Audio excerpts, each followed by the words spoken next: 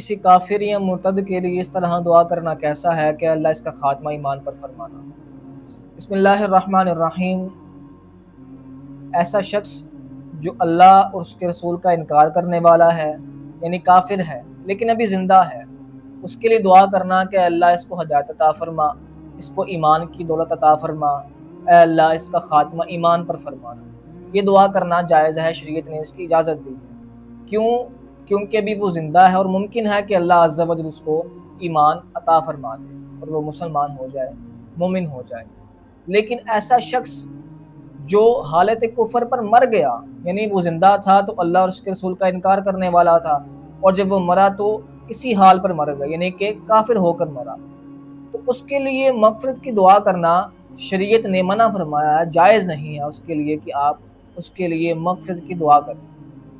اللہ عز و جل نے قرآن میں ارشاد فرمایا کہ ما کان لنبی والذین آمنوا ان یستغفروا للمشرکین ولو کانوا اولی قربی من بعد ما تبین لهم انہم اصحاب الجحیم۔ پیغمبر کو اور کسی دوسرے مسلمان کو جائز نہیں کہ مشرکین کے لیے دعائے مغفرت کرے، یعنی کہ ان کے لیے بخشش کی دعا مانگے، اگرچہ وہ رشتہ دار ہی کیوں نہ ہوں، اس امر کے ظاہر ہو جانے کے بعد کہ یہ لوگ دوزخی ہیں، یعنی کہ جہنم میں جائیں گے۔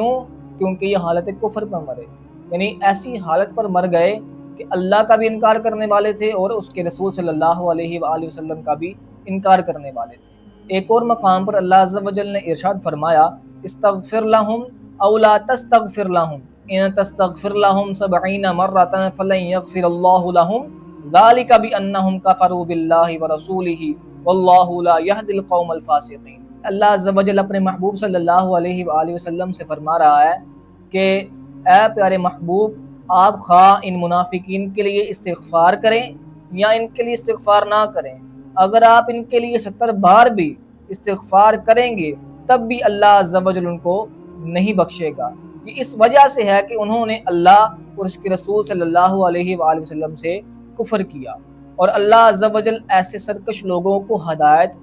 نہیں کیا کرتا، یعنی ایسے لوگ جو اللہ اور اس کے رسول صلی اللہ علیہ وآلہ وسلم کا انکار کرنے والے ہیں اور اسی حالت پر مر گئے، اللہ عز و جل ان کو نہیں بخشے گا۔ سورہ محمد میں بھی اللہ عز و جل ارشاد فرما رہا ہے کہ ان الذین کفروا وصدوا عن سبیل اللہ ثم ماتوا وہم کفار فلن یغفر اللہ لہم۔ اللہ عز و جل فرما رہا ہے کہ بے شک جو لوگ کافر ہوئے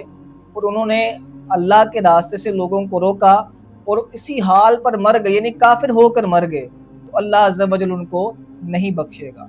اب یہاں پر غور طلب بات یہ ہے کہ مسلمانوں نے ایسے لوگوں کو اپنا آئیڈیل مان لیا ہے کہ جو حالت کفر پر ہیں، یعنی جب وہ مرے تب بھی وہ حالت کفر پر تھے اور جب وہ زندہ تھے تب بھی وہ حالت کفر میں ہی تھے۔ ایسے لوگوں کو اپنا آئیڈیل مان لیا ہوا ہے اور ان کے لیے دعائیں بھی کرتے ہیں کہ اللہ عز و جل ان کو بخش دے، ریسٹ ان پیس کے جو الفاظ ہیں وہ استعمال کرتے ہیں۔ اللہ نے ایسے لوگوں کے لیے جو کفر پر مر گئے منع فرمایا کہ ان کے لیے بخشش کی دعا نہیں کی جائے گی، اللہ عز و جل ان کو نہیں بخشے گا، لیکن مسلمان ان کے لیے دعائیں کرتے ہیں، ان کو آئیڈیل جو مانا ہوا ہے۔ اس لیے اپنی سوچ بدلیں، اپنا آئیڈیل ایسے لوگوں کو بنائیں جو اللہ سے محبت کرنے والے ہیں اور اس کے رسول صلی اللہ علیہ وآلہ وسلم سے محبت کرنے والے ہیں۔